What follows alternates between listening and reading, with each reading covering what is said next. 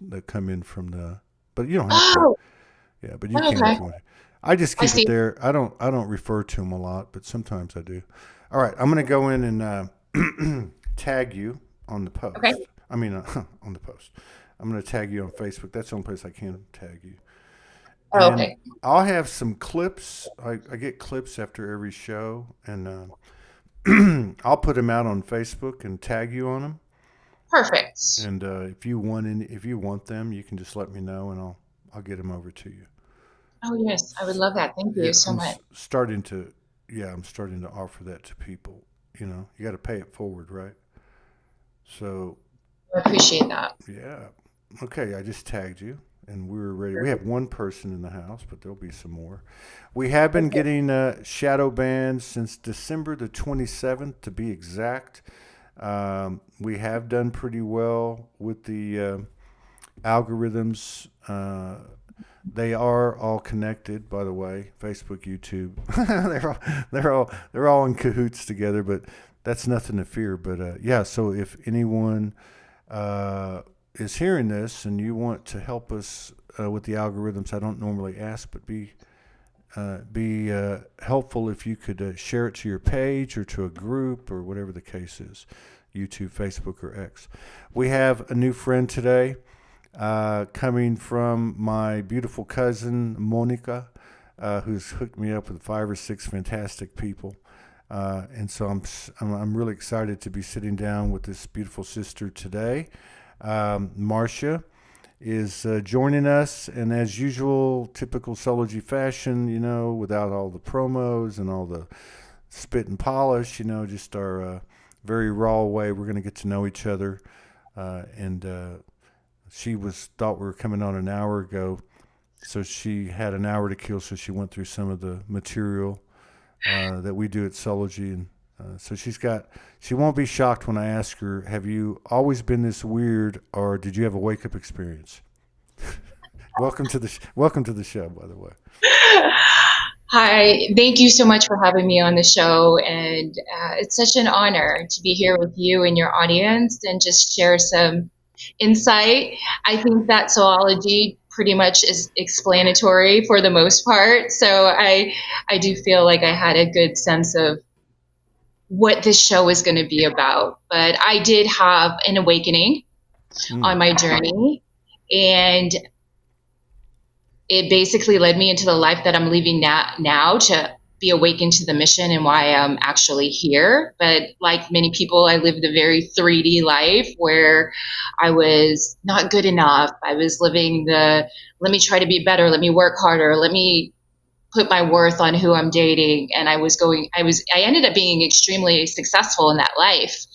And I opened up a comedy club, and I was dating somebody that was famous by 3D. Oh, we're putting our worth on somebody that's, from society standards is higher up than you. So, okay, what does that leave room for? Well, if he's better than me, then that puts me below him, or I'm better while I'm with him. And then what happens when he leaves? I'm no longer good enough.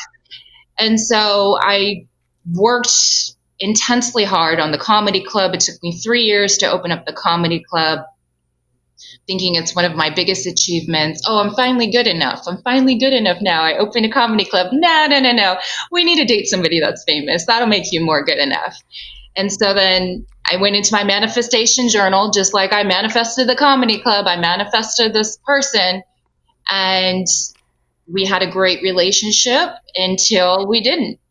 And I began to get in the chaos of all of the drinking and the alcohol to cover up the pain because I was putting on this mask trying to be something that I wasn't.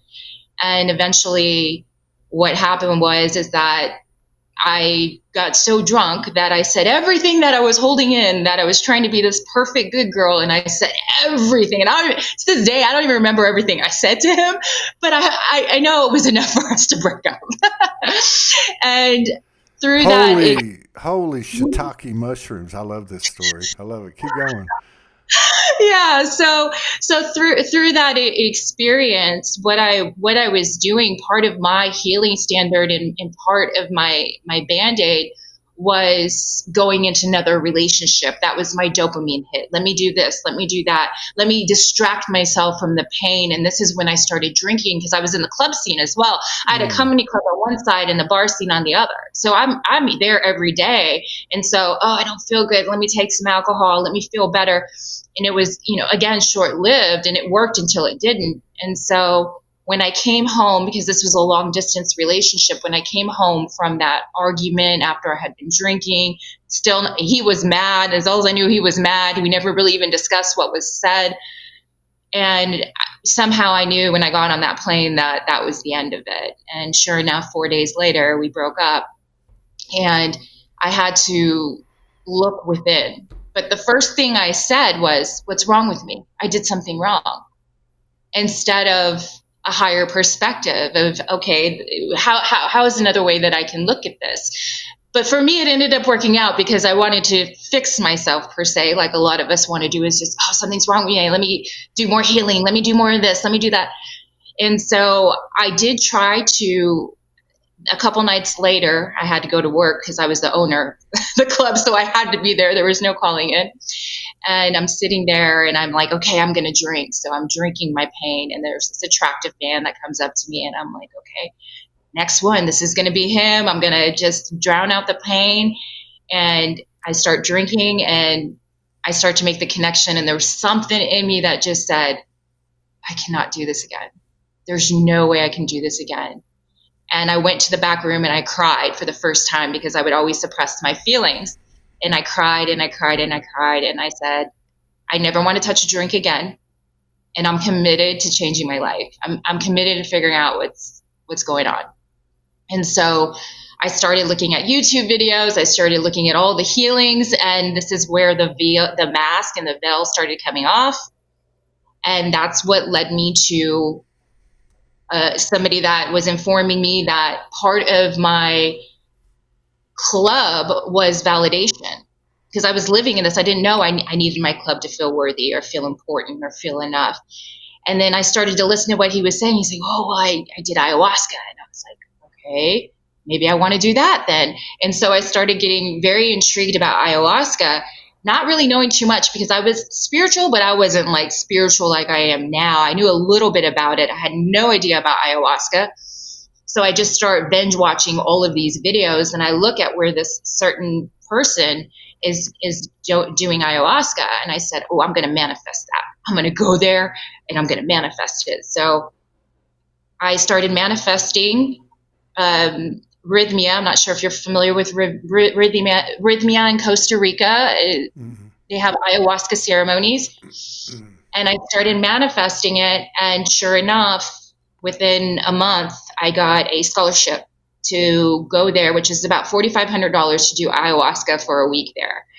And I manifested it. And I was on a plane within 2 months to Costa Rica, not knowing too much about the awakening. I knew a little bit. I'd heard here and there. I was like dipping into like Abraham Hicks and Wayne Dyer, but I didn't really know like the what I obviously know now.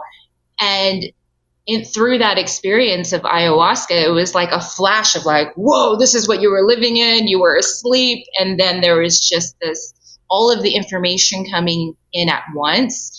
But I wasn't really sure of what it meant until years later as I continued to live. And so I came back home after the ayahuasca journey and I still had my comedy club, but I knew at some point I needed to let it go. So I started getting certified in healing and coaching. And I started when the comedy club was shut down during the day. I started doing healing sessions and started practicing coaching. And then 6 months later, I left the journey to become a full-time subconscious mind coach and healer. And so that's the catalyst to my journey of where I am here now.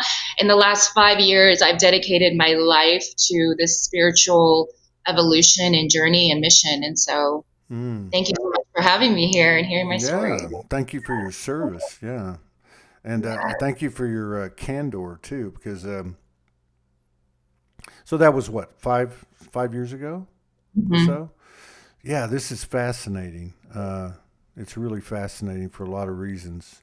Um, you know, one is I love the contrast of how you have a history of being a great manifester. You know, Mm-hmm. a conscious vision board esque manifester. You know, Mm-hmm. I never resonated with the secret or the law of attraction. Mm-hmm. I've like many things, and that's just my own opinion, but I feel it's a bit Yeah. distorted. Um, Mm-hmm. you know, but I love, but and I have done the same thing that you've done. I had Yeah. a history of manifesting things and say pre wake up, pre the universal 2x4 hitting you in the head. But yeah, I love this. I love that the contrast of it. You actually created everything that you human consciously, the human aspects consciously wanted, uh, but also to hear the true desire of the soul and to be able to turn the corner, you know, uh, and to be vulnerable and transparent with the only thing that matters, which is the universe, not all that other stuff out there, not all the people, and you know, it's just that was your Mm-hmm. moment, right? The mano y Mm-hmm. mano.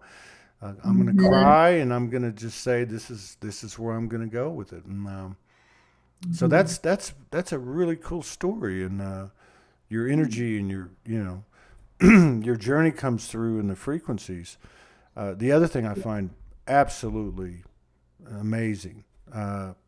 Although I'd been watching it over the years with the show, um, you know, is people that, you're talking about 2020, 2021. So Mm-hmm. here's a person here's a mirror that is direct evidence of the quantum aspect of our unfolding experience. And what I mean by that is, I've interviewed, or I don't like to use that term. I've had conversations with people, uh, somewhere near 5,000 now, as I was counting the last couple of days. Somebody asked Wow. me, but the thing is, some of these people had a true moment like you had in the 60s, in the 70s, in the 80s. Many, many sisters in the 90s. I can Mm-hmm. make a list of 100 of them. Certainly the early 2000s. But the amazing thing is how someone can have that moment, and in a linear respect, they're a baby. It's 5 years ago. Mine was in 2011, and whatever. But the intelligence that we're anchoring in, I don't even want to use that term anymore. The intelligence that is coming out of us as we remember Mm-hmm. and no longer resist and pay heed to that voice that was always listening and now it's talking. Mm-hmm. There's no gap. You're carrying you have access to all of the intel that I have access to. You opened your heart to yourself and to the universe because it's one and the same, right? And you did what's best for you, which is the best thing you can do for me, which is the best thing you can do for the collective, and that is the Trinity. That's the 369 that Tesla talks about.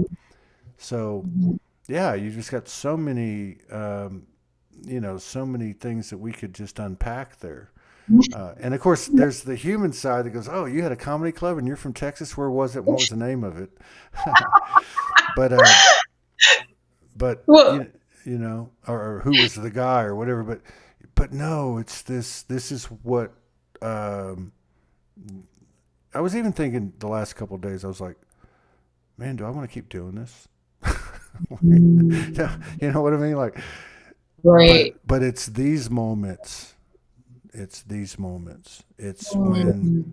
the lady Yeah. I just went on the lady my friend's show, Denise Chadwick, and and she said, "What have you seen changing? Like because the show is a reflection, just like you're a reflection. As the individual goes, so goes the collective. And I said, well, for the last year, people are showing up with their humanity. Yeah, they've got multidimensionality. Yeah, that's a powerful thing. But they don't have agenda. They don't have ulterior motives. They simply want to shine their light, and they're equally representing the humanity and the multidimensionality, or the humanity and the soul, human and the soul, however you want to put it. And that's a powerful thing. So yeah, I'll keep coming to work with my lunch bucket. People keep showing up. Yeah. Thank you. Thank Yeah. you for. Yeah. So did you? So you had the ayahuasca thing, which we had several people have stepped up in the last, and we've talked about it before on the show, but it seems to be more widely used and accepted. And of course, there's many different ways to get there. But what would you say has been, that was kind of like the catalytic moment, but like what has been your biggest influences insofar as moving you the direction that you moved and that you're still moving? Yeah, well, thank you. I do want to at least acknowledge some of the things that you said, and I would love, I think that this is 5,000 people is such an honor in itself. And so I just want to thank you for the service and work that you're doing as well. And I can relate to the fact of sometimes, especially during the collective, going through so much heaviness right now of wanting to give up, of just feeling the weight of that. And so I just want to acknowledge you for continuing to grow in that aspect. And I get it. And also, I do want to touch on the part about manifestation, if that's okay. And I want to get to your question as well, but I don't want to bypass the beautiful, reflective information that you gave through hearing my story. And there's a few clarifications because there's other people listening that I'd like to just bring into a little bit of clarity. But first off, as far as manifestation goes, I was manifesting from a wound. And I believe that we're all manifesting all the time. Like this, we're co-creators, we're creators, we're creating all of what is, but there's also intentional creation. And so that's actually what I teach now, instead of the wounds taking over, like I was in my wound manifesting, things, material things. As you beautifully said earlier, it's not about that. That's the 3D reality. So I just wanted to clarify that. And also clarify that I do share my ayahuasca experience, but I don't share it from a place that I feel like it's something that I feel everybody should do. I did when I first was awake from it, because I was like, oh my gosh, I was in heaven and everybody needs to know about this. And well, that's just like so many people's wake up experiences yeah, you could see, I did it, you'd see this. I'm talking like 2013, 2014, people they'd put up posts like, why isn't my family listening to me? They all think I'm crazy. But yeah, you want to tell everybody and save the world. And then you finally, figure it out. Yeah. And I think that's part of the journey. I mean, that's part of the ego journey that we're still experiencing. The ego transfers over to the human, and then we get into spirituality, and there's another ego that we have to move through. Like, I want to save the world. And then it's like, but your heart is always in the right place. Yeah. And we're always coming back to the heart to remember the freedom that the soul actually has. And we forget when we're in the illusion a lot of times. So it's the continuing remembrance through the soul lessons that we get to grow through. Yeah. And so for me, during that ayahuasca experience, it was something that I feel like my soul said, if you don't have it together by this time, we're going to really, now I think about it, I said, universe, give me a push. I want to push, like a push. That's actually the moment that drew me to ayahuasca. So I don't recommend that at all, because it was very intense. Well, be careful what you ask for, and I think everyone here can relate to this, because, and I love what you said too. I just want to make a quick comment on it. It is about intention. People talk about, well, part of that transformation is like before, it's unconscious creation. because we're Mhm. always creating it. We're always manifesting anyway. I don't even like the word manifest. I like the word creation. But then you Very good. become a conscious creator. But I love the way that you bring in some other dynamics, uh, because I think it's important. The truth is, unconsciously, you were and I was, we all were creating, and we did have a pure intention. It Mhm. just it just wasn't at a level of awareness that the other side represents. So the Mhm. reason I say that's important is because, and I know you know this because you work with people and you have had Mhm. your own experience, is part of the growth and the maturity and the evolution is to be able to look back at, so to speak, look back at our previous self and love them, because Exactly. a lot of those memories are painful, and we look at Mhm. and we almost again, it's not conscious, but we go, well, that was me then, and we speak as if it's a redheaded stepchild, or it's, Mhm. or we're ashamed, and that's been a big thing I've seen in the last year with myself and other people, is to go back and look at these innocent, pure Mhm. levels of consciousness that were in the body and represented by different ages, different phases of our lives, and go, you know Mhm. what? Her heart was open. Her heart was seeking. Her soul was driving. I love that guy that was walking on the streets for 2 years, raising hell and walking with the angels and the devils at the same time. I love that guy that did this or did that. Yeah, so I think it's great the way that you tell that story, because it's all there on the table. Mhm. It's the bones of it. Yeah. So thank Mhm. you. Yeah, absolutely. And thank you for your reflection Mm. too, because that's something that I experience in my work as well, is that there is a lot of shame and guilt. And we can understand the journey of the soul and the polarity of the unconscious. We can have a deeper love, not only for ourselves, but as that mirror and reflector. Now we also see the unconscious as love too, when we're reflecting out. And then once we have the gratitude for that soul lesson, then the shame and the guilt goes away, because you understand the evolution of why your soul actually came here was to figure out who you're not, to figure out who you are, as we all are walking each other home. And so it allows that compassion, which is what I deeply work Mm. on myself every day. And Mm. through the collective, I really believe that you said beautifully, my business is actually I Love Me Center. So you said earlier about loving yourself, which Mm. in my opinion is really where we're coming home to, is the one, the self, the love. So I love the way that you shared that. Yeah. I mean, thank you. So many of these things were cliches before, right? Mhm. They were, go within, there's nobody else, we're all one, and like, okay, and I feel like that's a big part of what's happened. Like, I had these words come in 2 days ago. I laid down and did a meditation. I wasn't feeling good in between shows. I had three that day, and it was after the second show. And I thought, what is this? All of a sudden I feel like, my back hurts. And of course, everything's speaking to us, right? Mhm. And Mhm. especially our bodies. That's another thing in the Mhm. last couple of years on this show that's come to light, is how the bodies has a voice, and how the body is like command central. And like, you better pay attention, Don't Mhm. just take an aspirin, think about, or, try to connect with that energy. But so I lay down and I thought, what is this?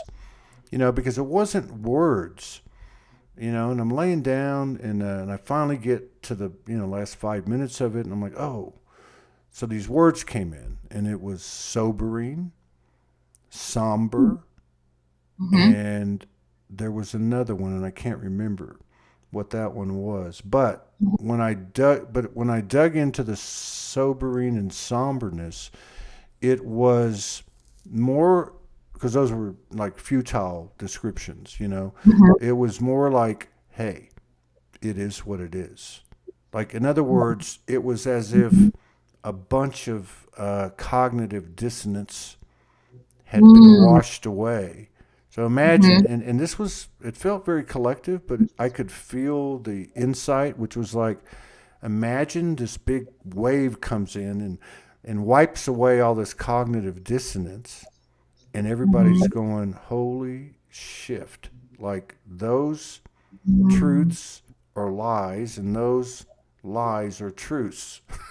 Like where your whole, what I'm saying, like just think about the energetic impact of that. Like, yeah, Right. okay, I get it because there's no two ways about it, but I got to feel, like I feel, and that's what I feel like is kind of an unacknowledged source of code is how do we feel? How do we Mm-hmm. feel?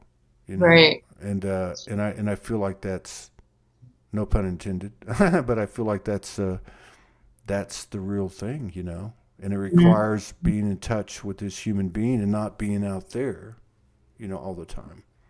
Right, exactly. So my question to you is that did you feel like you were picking up something from your own field, or was that something collective that you feel like you were experiencing when you laid down? Well, it's hard to separate the two now. I couldn't like Right. Right. I couldn't put any personal stories to it. I could a little bit, and they would Mm-hmm. involve another person here, another person there, maybe a few different people. And again, to me, this intelligence that's turning on from the inside out for all of us. We're no longer like taking it from the outside in, and we use Mm-hmm. that connotation. I'm anchoring this. No, this is all inside of us. I find you right here. I find me right here. Everything's right here. But this intelligence, the skills, the abilities, the higher sensitivities are actually turning on Right. from inside of us. And so I don't really have words, but I definitely could feel uh, this reality, like this I don't know what the right word is, but it's just an inarguable band of frequencies where it's kind of like waking up. And I used to say this all the time, one of the best downloads I get is I call the stupid download, because Mm-hmm. you get the download in and you go, oh wow, that's some incredible wisdom. God, I was stupid. I was really stupid. And I don't mean that in a degrading way. Almost like Mm-hmm. when you get some really good wisdom and you can laugh, and you go, Yes. "Oh my God, I was really unconscious." That's probably a better way to say it. But yeah, so you have this hit you take, and you have to eat a bunch of humble pie. Mm. That kind of solemnness, sobering, you know, like just takes you raw like that. Right. Yeah. So, but I felt like it was. Yeah, I felt like it was both. I guess. Yeah, and I think that that experience could be really scary because we're so used to the heaviness of the 3D reality. When we feel that sense of bliss and the mask coming off and all the illusions, well, we're most likely transitioned at that point. So Mm. that could be something that's very scary for us to tap into. Why it's also why a lot of people fear actually being in joy, in my opinion, is because it doesn't feel safe in a lot of ways. But I think everybody's having such beautiful awarenesses as we are awakening on our interactions. And I think that, for myself, I can relate to the body changing and working with clients and seeing these healings just through healing the thought mind process. And I know for me, as the body is upgrading with, and I don't know your beliefs or your audience belief with the earth transitioning into a higher consciousness. But as the earth, in my belief system, I'm believing that that's what our journey is as a collective. We're moving into less of the 3D programming and more into who we are. And I feel my body actually giving me the information. And sometimes there's nothing wrong at all. It's never anything wrong with my body. It's just my body saying, I need to rest and integrate all of this right now. And it's okay Mm. to be tired. It's Yeah. okay to take that nap because we're so used to just wanting to go, go, go, go, and just allow it. And like you said beautifully earlier, just being within and allowing yourself to express the safety within your body while these transitions are happening, because in many belief systems this has never ever happened through all the universes before the way it is now. So we don't know what's going to happen. We're living in the unknown, and that for all of us, it's more about being safe in that space and the allowing and bringing in the source consciousness and knowing that we're going to be okay. Like everything's going to be okay. Yeah. Yeah. What she said. What she said. No, but yeah. Well, that's important though, because this is part of what I see you bring to the table, because you are bringing both. You're bringing all the dynamics of the human along with the expanding awareness of the soul, the multidimensional. So, yeah, it's I try to simplify things, but it's pretty simple. And you said it, I'm just going to restate it, but so we don't want to go there because it's unknown. We want to stay here because it's known. However, it's very uncomfortable here. So it's a strange paradox. We want to stay in what's uncomfortable rather than find the comfortable or the more comfortable or less uncomfortable. However, it's going to take us moving into something that's unknown. so that I kind of see that as that whole, like I was talking about, this sobering effect, this thing I can't change. It's not going to change no matter how long I stand here and resist and be stagnant. And the universe is not stagnant, so it's eventually, like what happened with you, it's gonna come in and kick your ass basically and say wake up. But the other example that's more of a physical thing is this thing about sleep.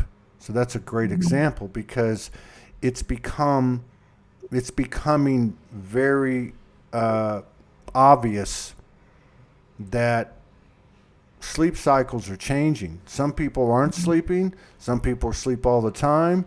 Sometimes it just depends on what day it is and what week it is and what's going on. And yes, we are accepting it without self-judgment. It's lessening, and without guilt, without shame, just saying, hey man, I got to do this. Right. So that's what I'm talking about. There's this air of what's real is real. And the changes, we don't have a choice. I mean, we do, as somebody corrected me a couple of days ago, but to me, if we choose to stay where we're at, and I think you said this a while ago, it's either going to become very painful or you're going to transition and leave the planet. Yeah, absolutely. Yeah. And I think we do have a choice, and I think majority of us came down here for this experience, and this is why there's so many of us awakening right now. I don't think, like you said earlier in the conversation, I think you said your awakening was in 2005, I believe you said, but even 20 years ago, 25 years ago, there wasn't as many of us. Now collectively we're vibrating on this awakening that's allowing the materials to be out there through social media, this podcast, and everything else that we're doing. So I think if there's a soul that does want that experience of enjoying the transition, knowing that there's going to be something something beautiful on the other side of it, that is available to everybody with just the intention and ask. And whatever needs to be moved out of the way in the process to get them there is the work that I do. And that's usually the deeper subconscious matrix programming that we're unraveling to remember who you are. Yeah. And that's a great point that you made too, because, let me just say this, because I want to clarify, just in case people are new or whatever. So, but for me, by the way, it was 2011, May the 30th at 1:11 in the morning. So that was very easy to remember. So, and you mentioned the audience. Now, Soulogy is a platform. There's no dogma and there's no doctrine. It's just a place where people come and do this, and in many different ways, right? So, I just want to kind of put that in there. And then, You were just, what did you just say? I just had an ascension short-term memory loss. What is? I was. We were talking about your awakening when you had your awakening, and I was saying Oh, there's yeah, more. yeah, yeah, yeah. Okay, You know. so, okay, yeah. So, one of the things, and two birds with one stone. So, one of the main, probably the main, primary comment, email, message, whatever, over the years has been, I thought I was the only one. I Mhm. didn't know there were others out here like me, right? I had elementals, dragons, unicorns in my room since I was a kid. And I tuned Mhm. in, and some lady was talking about ETs walking through her walls. I knew I was in the right place. Mhm. And so it's a really good point that you make. I said for years, this needs to go mainstream. Now, I'm not talking about the clickbait stuff. I'm not talking about Mhm. the NDE channels, although these are all beneficial and they're all part of the information that's becoming Mhm. into our awareness. But I'm not talking about the things that are sensationalistic or that are like, I feel like that horse has been, we're beating a Mhm. dead Mhm. horse, to use a bad expression. I should come up with something else. What I do think it is, or what I feel it is these experiences, like what you've already Mhm. shared with us. Mhm. Uh, this is where the code is. This is it. And it's also equally that people know that this is the Mhm. norm. And this is why I Mhm. put a post out 3, 4, 5 days ago and said, I want to go on other people's podcasts. I want to talk about the real disclosure, because the real disclosure is many things, but Mhm. it's not those things that are being put out there. And if anyone thinks that any of these major venues like YouTube or whatever aren't heavily controlled and psyop esque oriented, they're crazy.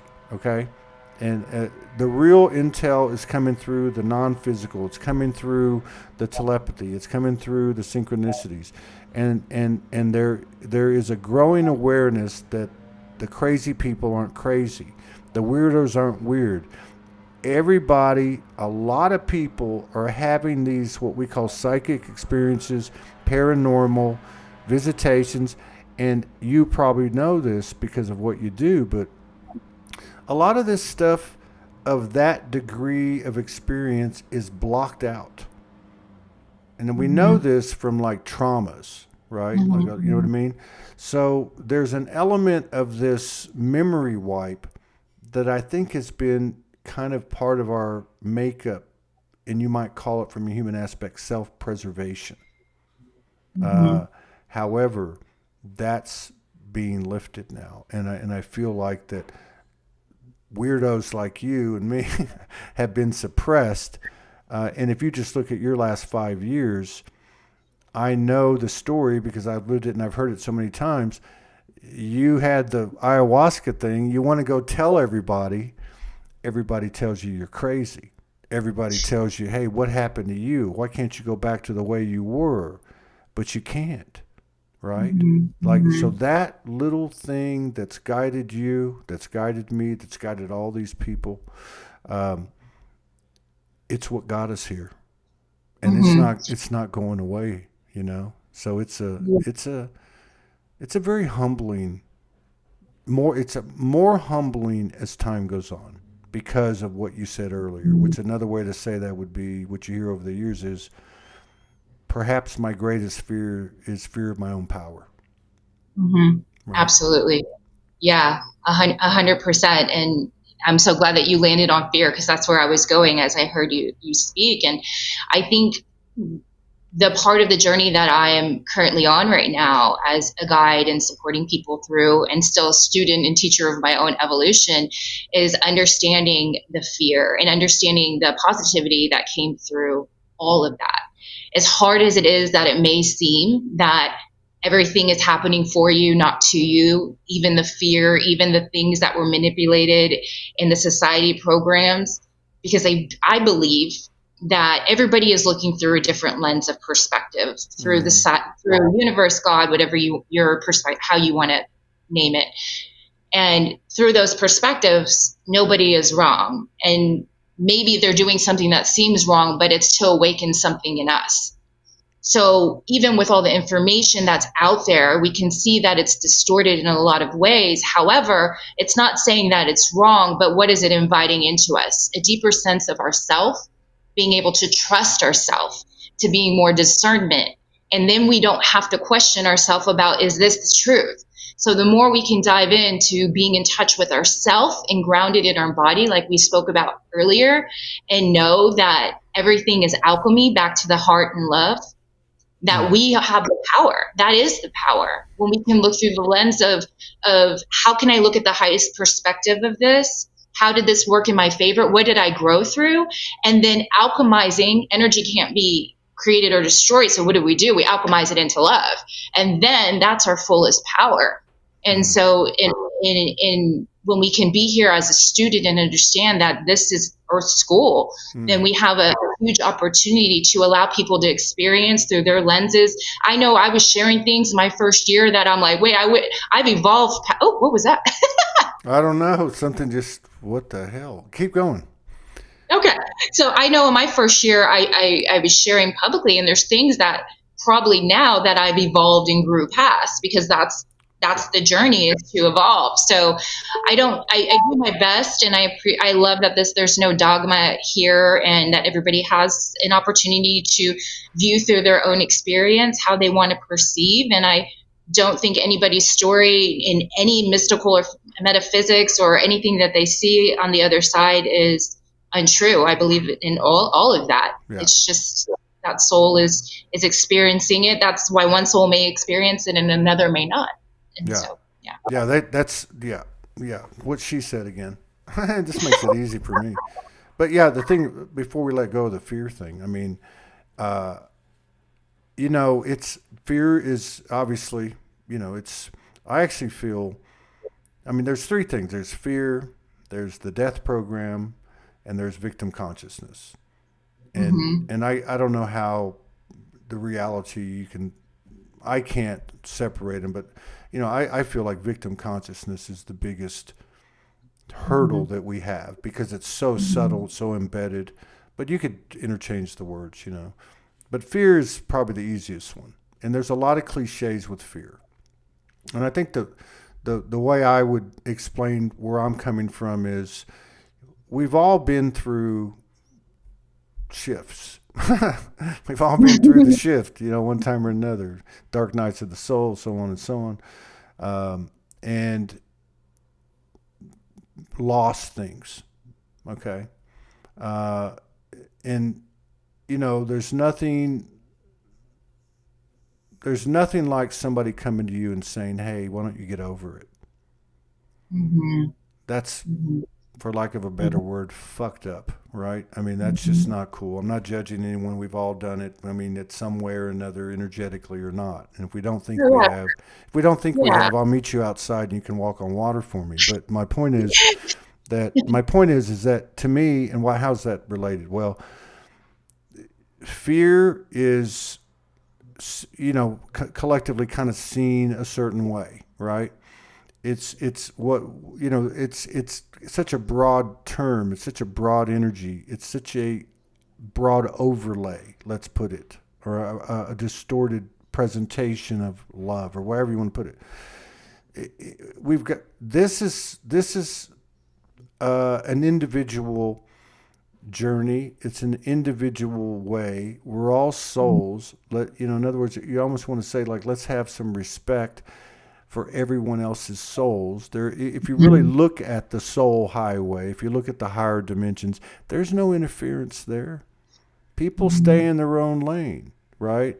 And so, how I look at fear is on a one-to-one basis. And that's taken me a long time. I'm 64 years old, but which means nothing. But the thing is I've learned to, if I'm going to be calling myself an empath, then I damn sure better be able to feel somebody else. And if I can't give consideration to someone else's fears, which are totally different than mine, because I want to supersede it by my own belief system that, oh, well, all you need to do is this. Yeah, come on, man. This is part of the unity consciousness, is to be able to see the relevance of each puzzle piece, and so I think this thing with empathy is really a way for me to question myself, to expand myself, to express my intention to the universal, and say, I don't get it. It frustrates me. It hurts me to hear her say or him say this or feel this. Show me, show me what I'm missing here, So, and then I think the other thing is I've learned, I know I'm fearless. I know you're fearless. I know we're all really fearless, or we wouldn't have showed up here. Right. But I'm living proof it's possible to be scared and nervous and a little anxious and still be fearless, right? So, Absolutely. yeah. Anyway, thank you. Keep going. Yeah. Yeah, no, thank you for sharing all of that. And I definitely do use the word victim consciousness because I do believe that's something that has been there. But usually as a victim, I feel that when we act as a victim, it's because there's a part of our chapter of our soul lesson that's incomplete. And we're trying to figure out how to complete it through the mirrors of everybody else. So, for example, I really was looking for my 15-year-old version was looking for a completion of my chapter of when mom didn't support me. So I was looking for it outside of me, and when people didn't support me, I was triggered. But what I was really looking for was the support within me. Right. But then mom didn't feel bad for what I went through, so I became a complainer. I came to everybody, well, why don't you feel sorry for me? Why don't you feel bad? Well, is it them, or was I really wanting that for mom? No, I really wanted that for mom. So those are what a lot of people are growing through right now, is those incomplete chapters, which can seem scary. And there's so much fear around that because the subconscious mind is the part of the brain, the human brain that I work with, because that's where all of the habits and the actions and behaviors are stemming from. So people think, oh, this is just my life. I'm in this cycle. I'm trapped. And there is a way out of that. And until we understand that and understand every emotion is a gift, the fear, the anxiety, like it's not about pushing that away. It's about bringing it in, feeling it, and then alchemizing it through the heart. And that's, again, just alchemize. We continue to alchemize that, and that fear continues to dissipate. And we're no longer that magnetic energy to attract more of it around us, people, places, things. Because what happens as an empath when you're in front of somebody that's scared to death that something bad's going to happen every second of their life because that's what they've been experiencing, no judgment, then we start to take that on as our energy, thinking, oh, that's me, instead of understanding that, yes, we're one consciousness, but we're all in these different perceptions. And one of the things that I noticed with empaths that I feel called to share right now in myself is that if we don't have clear energetic boundaries in general in the human life, energetically in the spiritual life, that begins to get mixed in with us.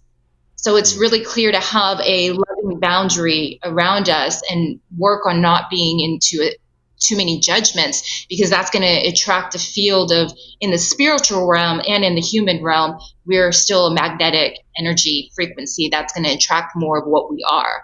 So yeah.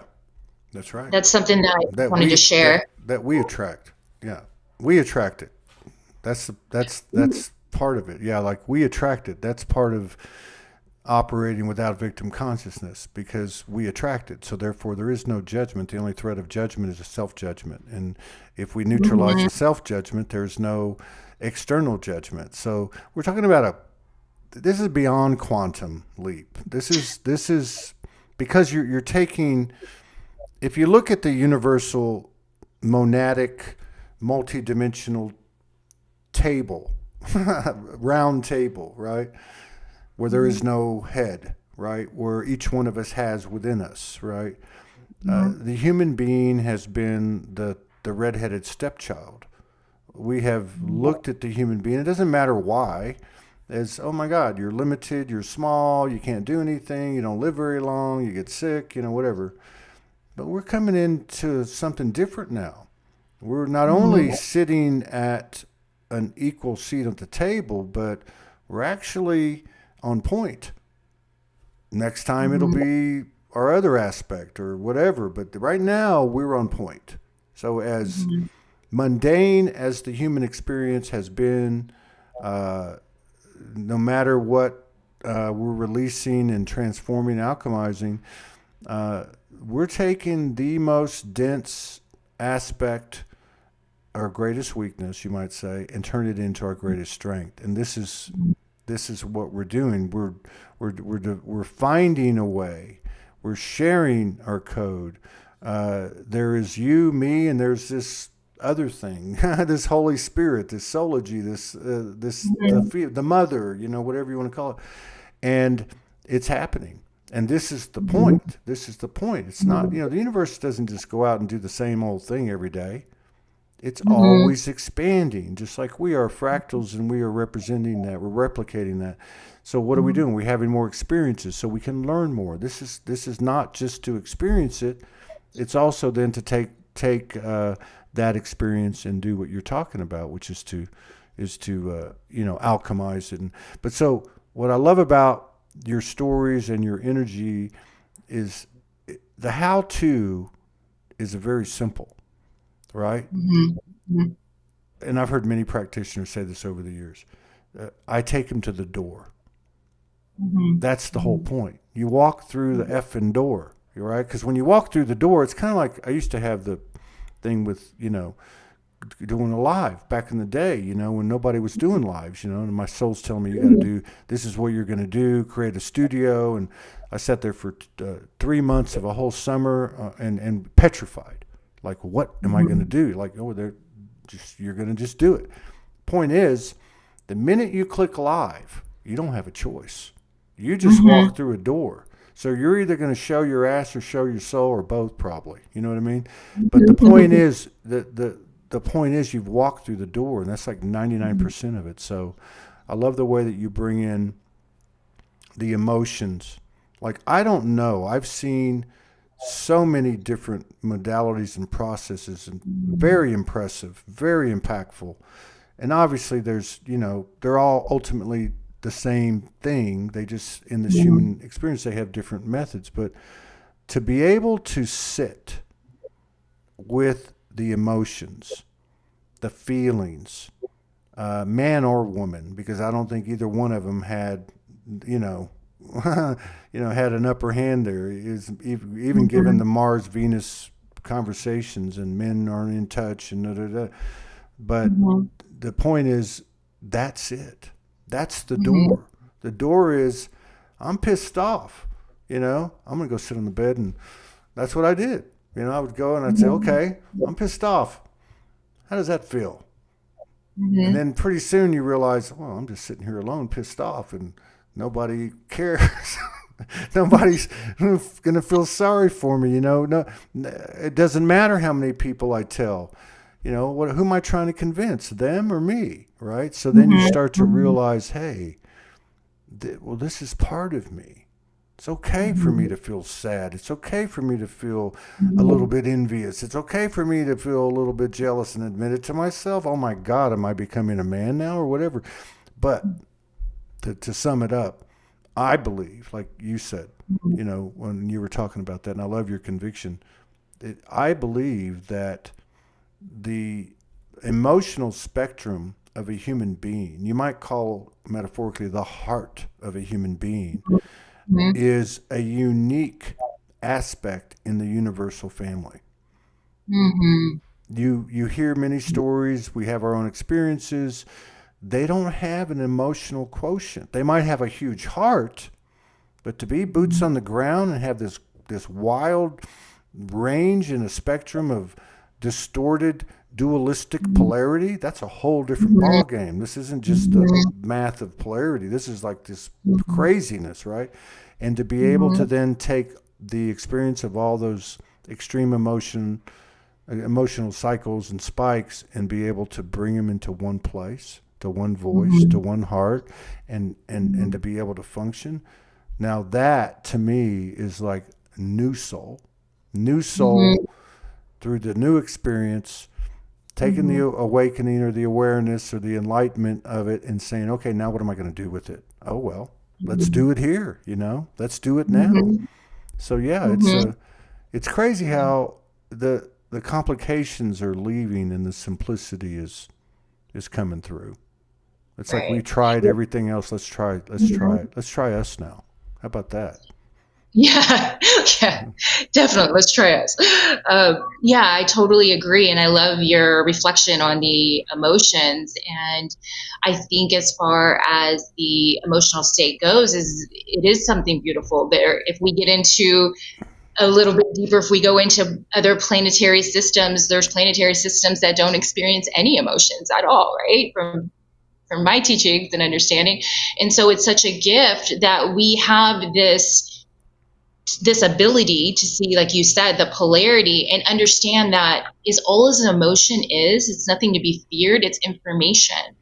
Each emotion, if you've seen, I don't know if you're familiar with David Hawkins' scale of consciousness, but he has a scale of consciousness. So we have the ability to keep on going up this scale. So maybe you're struggling. I always tell my clients that you might be struggling to get in your heart, but it's because there's the anger that we have to work on first. This goes in steps, and just to be gentle, because each step is relevant. So a lot of people, they begin to beat themselves up because they're like, I can't get in my heart. I'm trying to get in my heart. I'm listening to the frequencies. I'm doing the yoga. I'm doing all these things, and I did it for a second, and I'm angry again. What's going on? And so to understand that alchemy and being able to experience that emotion is giving you information on where you get to heal and where you get to heal and alchemize. And once that soul lesson is complete through the alchemy of the heart, and we say we're giving gratitude for that, then we start to actually intentionally or unintentionally create new experiences that are more loving. Now the money's coming in. Now the job's coming in. Now the loving friends coming in. So everything starts to change in your life. And so when we realize that, do I want to stay here, or I have the option to come in this energy? And the only difference, I get to choose. The only difference on which way to go is what you believe to be true and where you want to go. It's all in the mind. Yeah, and that's a great example too of the David Hawkins scale of consciousness. It's like, and people have talked about this in the last year on the show and even before, but it's become more accelerated. And that is, it used to be back in the day, if you go back 10 years ago and you went online, you'd say like, we've had, 2 waves this month, and it would come in and you'd be flat on your back for 5 days, and then 3 days later you'd go, oh, that's what this was about. We just cleared this, and then as time went on, it moved faster and faster and faster. So now, I don't care if there's solar flares or triple digit number days or planet alignments or whatever they call them, whatever they are. It's all time every day now. Right? It's a constant thing. This information is moving so fast. This intelligence is turning on so fast. There's a higher truth literally every day. So I was looking at this, and I was actually looking at the scale of consciousness, and because I referred to it from time to time. I'm not like well versed in it, but I know it well enough, and so I thought, this is how it is. However, our awareness, like you said earlier, you go up to a higher vantage point and you see things you didn't see before, and now you got to eat some more humble pie, and your ego has to have a tantrum, and then you can move on, right? So I see this scale of consciousness, but I see 100 of them, and each one of them has an aspect of me, and that aspect is a human aspect. So our multidimensionality, again, this is in my experience, has always been the universe has a very paradoxical way of teaching things. Like you get to the end of it and it's like, grab the pebble out of my hand, and you look down and grab it and it's gone. Like, so they're both true, right? Where did it go? Did I grab it, or was it fake, or, so you have all these scale of consciousnesses, and each one of them you have mother, father, partner, child, church, state, this, that, trauma experience, child abuse, bad intent, so you have all of these things, right? And I feel like that's another thing that by design, because I'm of the school of thought that we all design this together. Who better to fool you than yourself, But that by design, we and again, everything's upside down. So it's like we try, like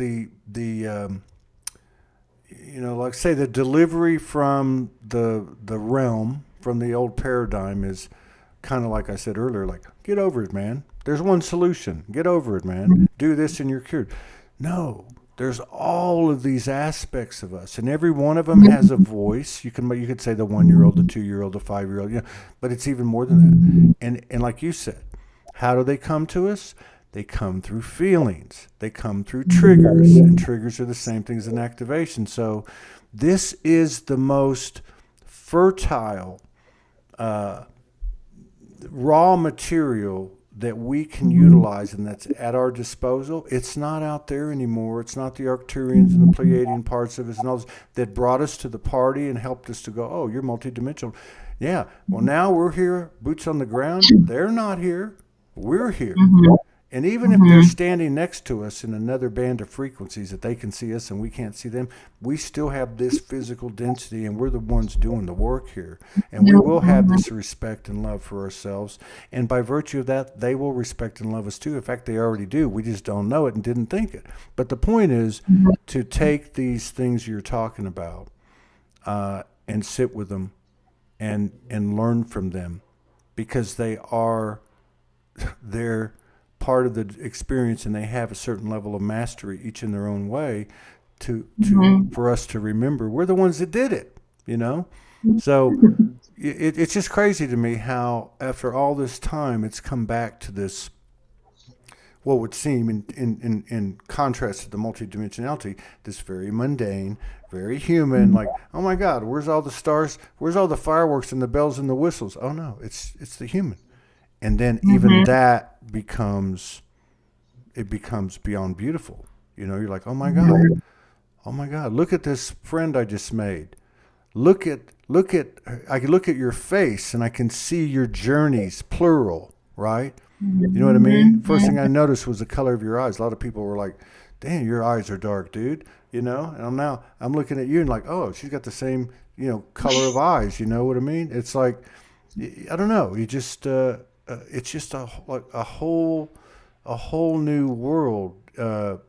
It was always right in front of us, right?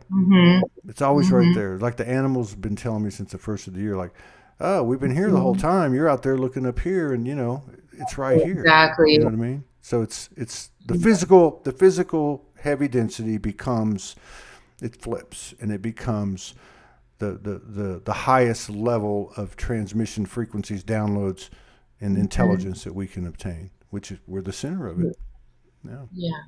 Yeah. I love all of that. I love your explanation, and I 100% agree with all of that.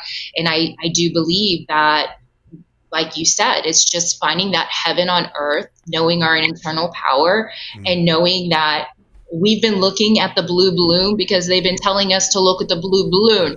So now we get to choose where we want to look. Where do we want to look? Do we want to look for the heaven on earth, or do we want to stay and see all the war, the fighting, and all the things that are going on? And we get to choose as a gift of our own free will of where we want to put our attention. And where our attention goes, energy flows, and we get to choose now. And we have people that are speaking about it, that was a secret before. They didn't want us to know this, that we truly do have this power where we can create a reality through co-creation, through new feelings and experiences. And and we can create the heaven within us, and we get to see that when we look. The trees start looking greener, the flowers have more color. And anybody that's been on I've only done ayahuasca one time. I haven't done any other plant medicine out of my choice, but anybody else that has had that experience or has committed to the enlightenment and meditation process or breath work, sometimes I feel like they have those experiences to say that things look different. Yeah. We start to look different. Our physical body starts to look different when we change the inside. So that is what's been hidden from us, is that all of the internal, everything within. And here it is. Heaven is already here on earth. We just have to tune into the frequency. It's already here now. We are that. Yeah, we are that. It's funny too, because, doing a show all these years, and it's whatever the number is, whatever it is, it hasn't been. There's been many people that have come on more than once, so I'll see somebody 9 months later, and over the last 2 or 3 years, they'll come on. I'll be like, oh my God, what are you doing?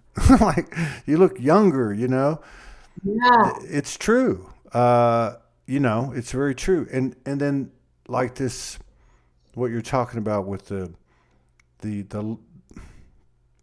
level of awareness / intelligence that's coming online that you were remembering, however you want to say it, it does have this point where it flips.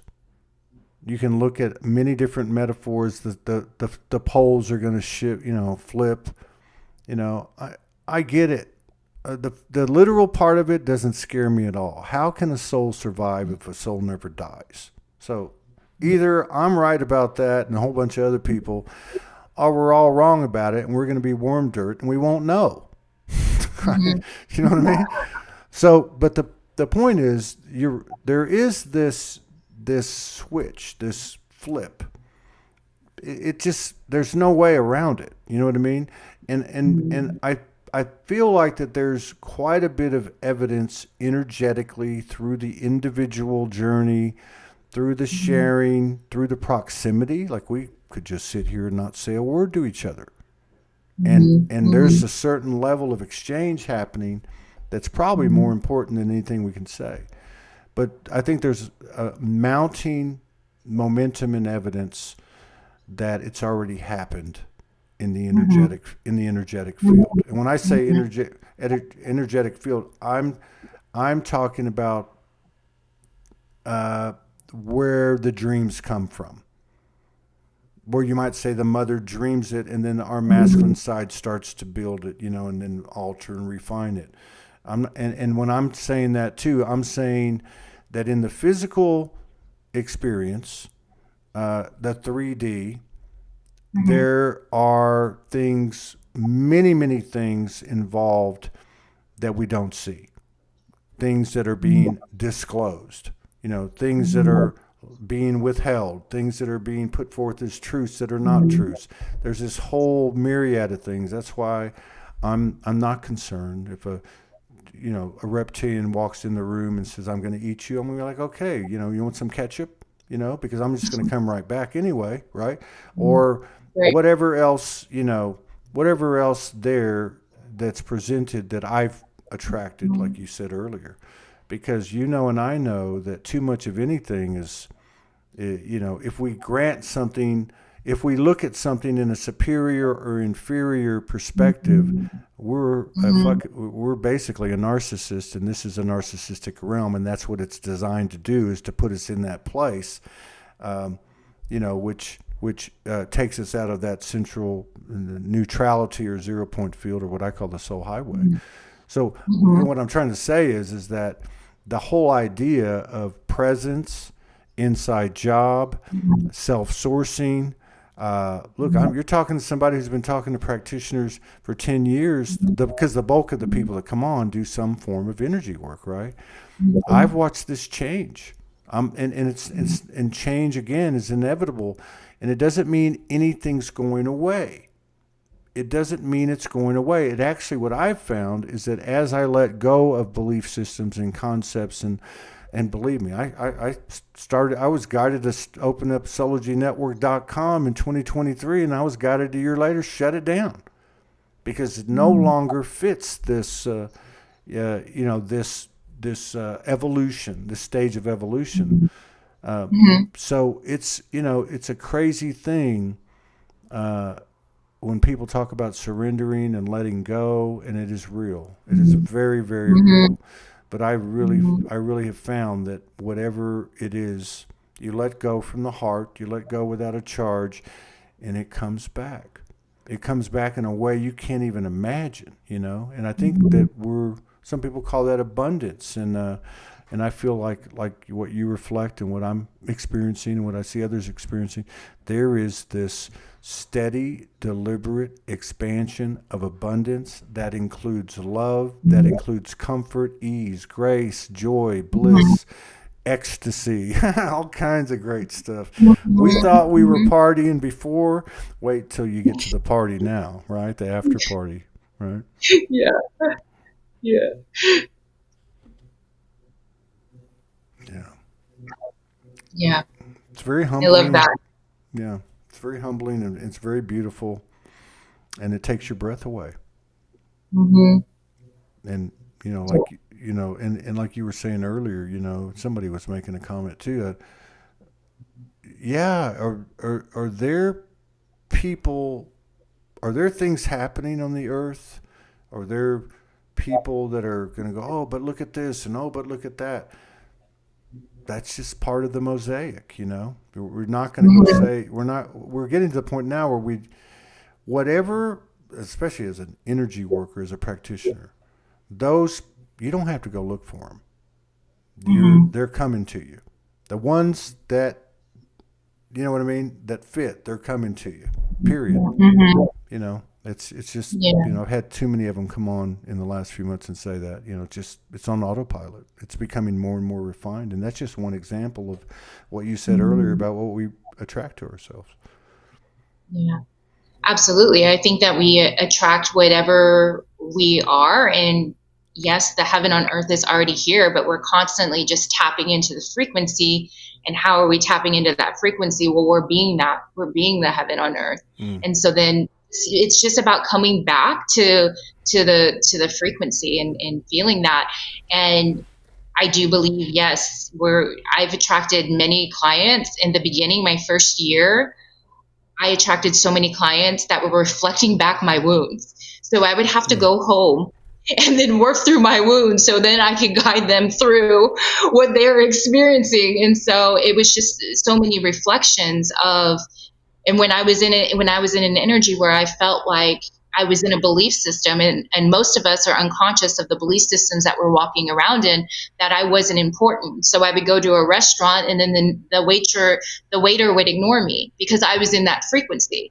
But when I started being present, I love that you said present, because that's literally the only time here and now. And I know you and your audience knows that.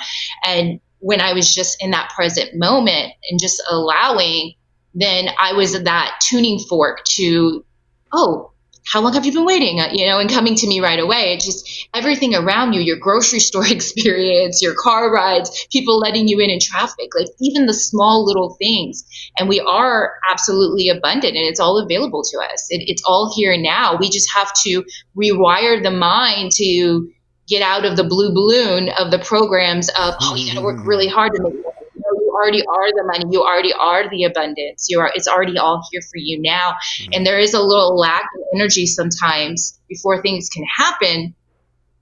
But when we know that and understand, and we can just get back into the feeling experience, when the heart's cleared out, then that's when life just rapidly starts happening for us, start creating, in my experience. Yeah. I mean, and like I said, there's so many ways to explain it, but to me, it's really become this. I don't know where the soul and the heart and the body. They talk about that, the spirit, soul, body, or however, whatever that. There's different ways to identify that trinity, but I'm going to say the soul, the heart, and the mind. That's what I was told when that was my intel for me.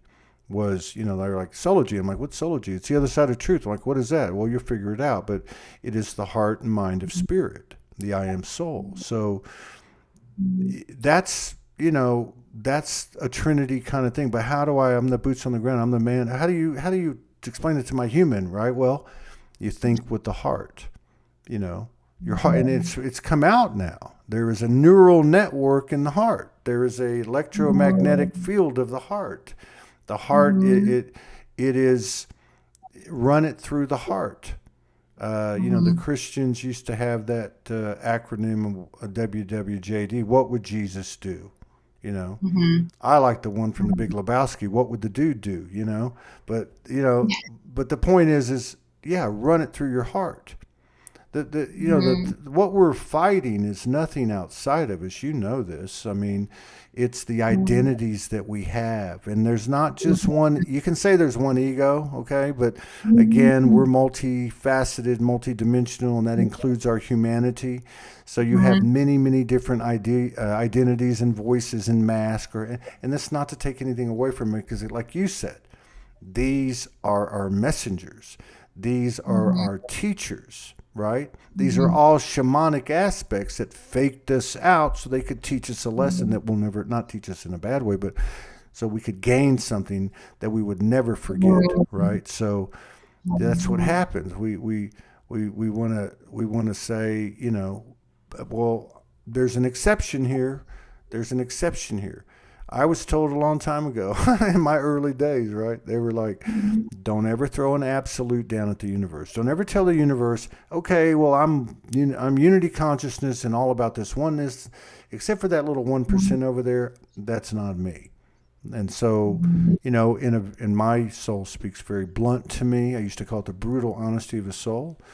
It comes in the door, says, if you're not an empath until you admit you're a narcissist. And I'm like, what? I'm not a narcissist. No, now I know. You cannot be an empath without being a narcissist. They're one and the same thing, right? They're one and the same thing. One is too heavy on one side, one's too heavy on the other. It's just like light and dark. You can't be at this extreme over here. You can't be in the most potentialized space there is, which is the, let's say the center point, the 0 point field. That's not to say that the 0 point isn't from one end of the spectrum to the other, and this is our journey, because we've got to come to terms with it all, which is exactly what you're saying, and bringing it down to the human aspect. That's where that's what I see with you. Like, sit with those emotions. Sit with that 15-year-old girl. Sit with that other identity. Sit with the thought that maybe you're not right about something. And that's okay, because you've gained awareness and now you can see something you didn't see before. So let's stop fighting this. Let's start loving this. And how do we do that? Is it going to be comfortable? It'll get more comfortable. Is it going to bring things up? Is it going to piss you off? Is it going to make you sad? Is it going to make you feel weird and like, what's the point? Yeah, it is. But we've learned something about ourselves from that hurt little boy. We learned something from that arrogant businessman at 36 years old. We learned this. You know what I mean? It's crazy, but God is right here, right? I'm looking at her, Absolutely. right? Yeah, same. And I think that's, I love the way that you explained it. It's so beautiful to witness and understand that, God is, or I use the word God, that's mine. I know some people use the universe. I was going to say something and I'm having a moment. What were you just talking about? It's the ascension, short-term memory loss.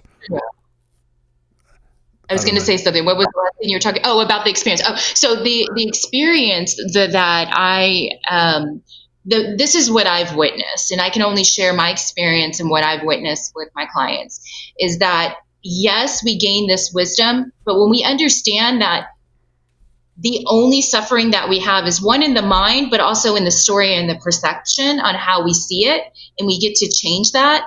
But once you get to the other end of the spectrum, there's such a gift. When you have the angry boss, when you have the boss that you were talking about, and then you get the really nice boss, then one, I'm not going to be like that boss if I'm a boss. And two, if I have a boss like that, I'm going to be so grateful and I'm going to be so appreciative and I'm going to go through life and move through life different.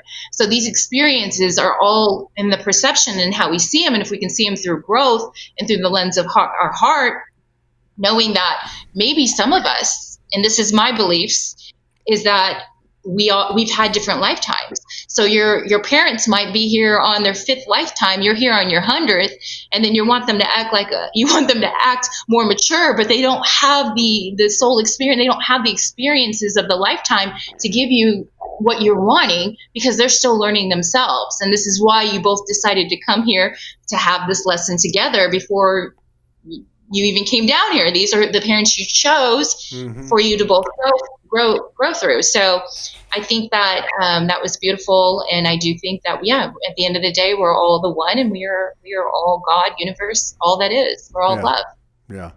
Yeah. So what do we do on the way? We keep going. We talk. We keep and and the thing, like, this is the crazy thing, is there's so many things you could take. That's why an ayahuasca experience for you, or going to jail for me, or whatever it is that woke you up, right? But it's one of the best ones I've ever heard, is from the person that's closest to me. And that is, it doesn't matter what the experience has been. There's a mother that brought you into this world. There's a father that seeded that. That is Father God and Mother Universe. And I've heard too many people, including me, early on, because I didn't speak to my father for 8 years and my mother for 6. But yet I'm enlightened and I'm awake. And remember what I said? They told me you cannot throw an absolute down to the universe. You cannot be the exception. You are the fucking rule. Everybody is. This is the way it works. That's called universal order, universal design. What goes around comes around. But that's one place that any of us can go, and that is our blood mother and our blood father. And before anyone says, but you don't know mine, are you the exception or are you the rule? And everybody's pain is the same, proportionate to their life experience. So my father could have been an axe murderer, and yours could have been an accountant who was shut down in the heart. Pain is pain, right? And again, don't tell me what I'm feeling, and I won't tell you what you're feeling. And then we'll start to look at each other as we are now in the present moment, not who we were or who we thought they were, right? So your parents are just people. They just happen to be your parents. And so the minute we put them on blast, on a pedestal, or we demote them to the shit house, you know what I mean? One's in the penthouse, one's in that. Same thing. Yeah. We're setting them up. But what are we really doing? We're setting the parameters of our own self-impression. We're mixing the recipe of our perception. And, and I'm not saying it's easy. I'm just saying this is one aspect, and it makes sense to me. That's probably the best aspect when it comes to seeing other people, period, right? And really being as out of prejudice and out of being unbiased and being out of judgment as possible. But I brought my parents up, since my 20s, since I earnestly started this path at 22, really started reading books and practicing meditation. I'd pull them up all the time.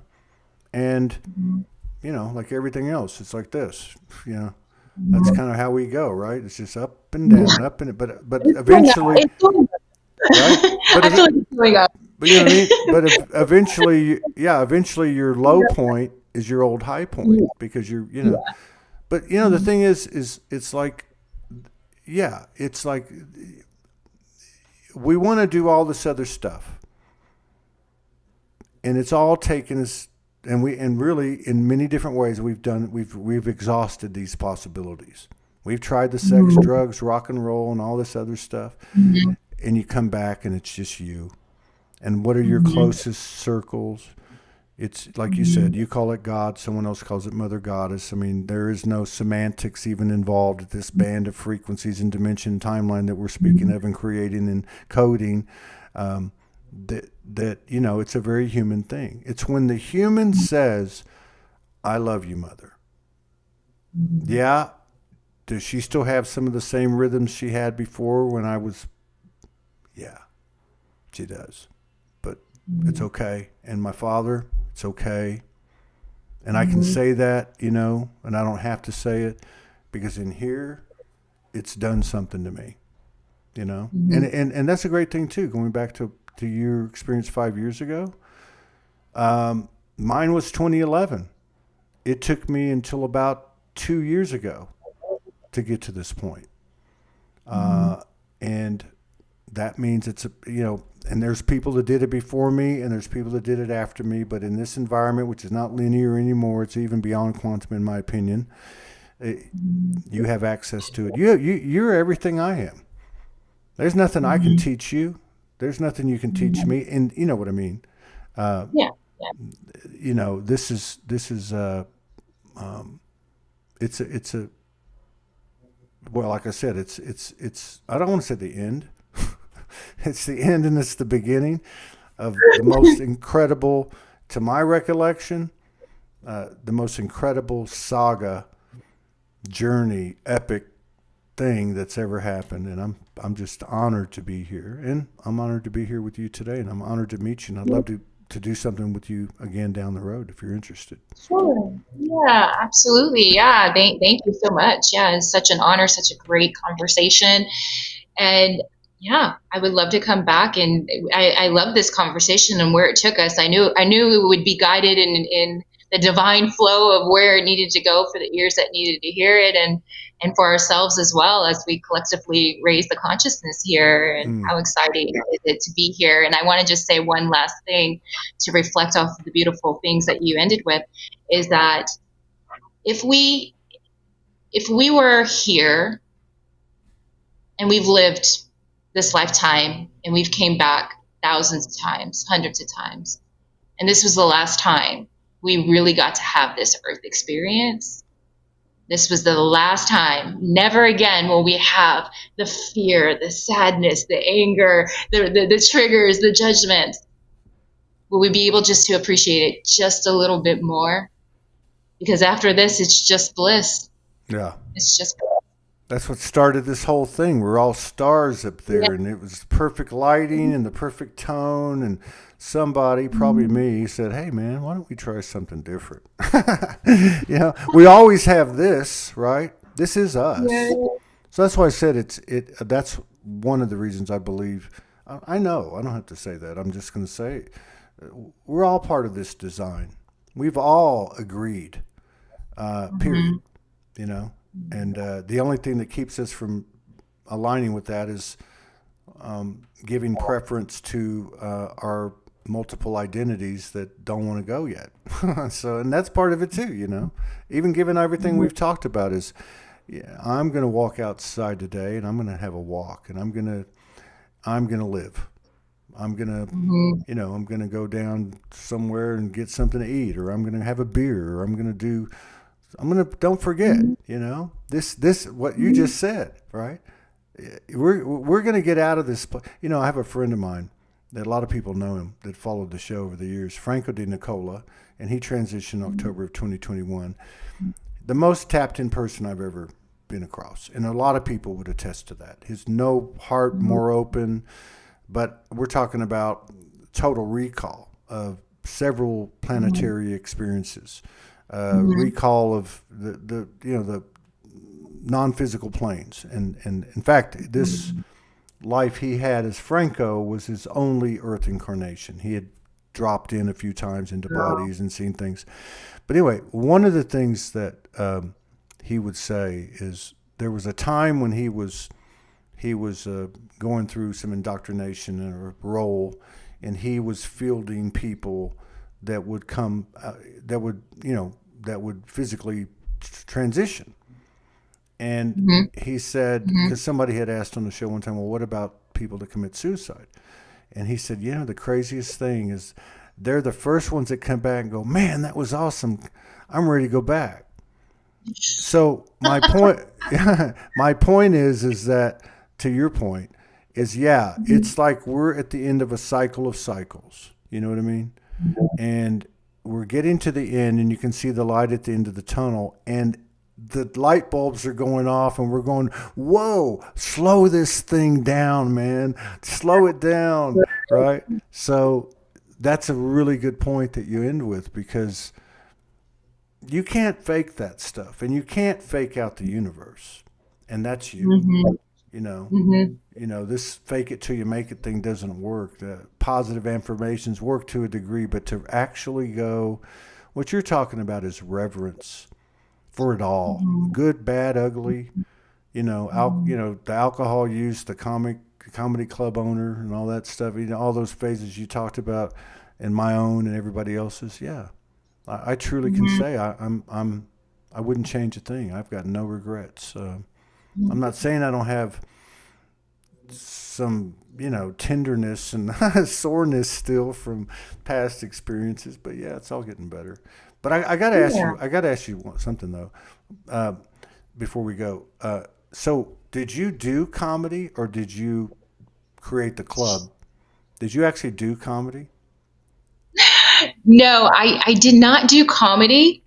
And recently, because I do obviously reels, and I know you were talking about earlier we were talking about the social media, and like Mm, my challenges have been to deliver messages in a way where people actually want to listen to them right. and understand a little bit more about themselves, because we've been so conditioned. So sometimes if you tell somebody, oh, this is what I'm seeing, they won't believe it, right? So it's like, okay, how can I be different, and how can I be fun? How can I at least start to support somebody that soul is really asking for an awakening or awareness, or why this is happening? So just recently I've been called to do a little bit of comedy. So I've been tapping into comedy a little bit. So I've watched comedy, I've hired the comedians. I had my club for 4 years, made it a little past COVID, and I did it, but I never got on stage. So there might be a little bit more as I move into public speaking, where I Yeah. incorporate a little bit of comedy. So that's coming. So thank you for asking me that question.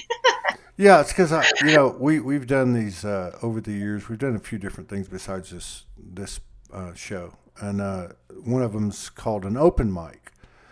Uh, and then we produce a lot of other shows for other people. So there was a lot of different types of streams or expressions. And I've always, the open mics we would do, either they could just be open testifying and talking, different things, or they could be artistically inclined, light language inclined, all different kinds of things. But I've always had this thing in the back of my head that we should have like an open mic improv slash comedy, amateur comedy thing. And because I do it in my head, because I know a lot of us speak to ourselves. I do it, and I like to, kind of like what you're talking about. I like to kind of like talk it through in a funny way, right, to myself. Mm-hmm. Like, oh, this is a fucking Mm-hmm. ascension. I just woke up today. Why do I feel like shit? My third eye's blistered again. What happened last night? I can't remember. And make it fun, because I have found that Yeah, the greatest wisdoms come with a laugh. You know. absolutely. Yeah. Absolutely. Yeah, I love that. And yeah, maybe that is what this connection was all about. But Hmm. yeah, keep me informed. I'd love to hear more if that begins to unfold in your Yeah. journey. Will do. And thank you, Monica, for putting this together. Yes, And Monica Monica. Monica Peace will be appearing on Soul Speaks tomorrow. I know she's not. I'm kidding. Oh, I'm gonna pressure. I have a feeling she's will give me all the references she can, or refer people. But I don't think she wants to come on. But I'm gonna still ask her yeah, that'd be great. until she says yes.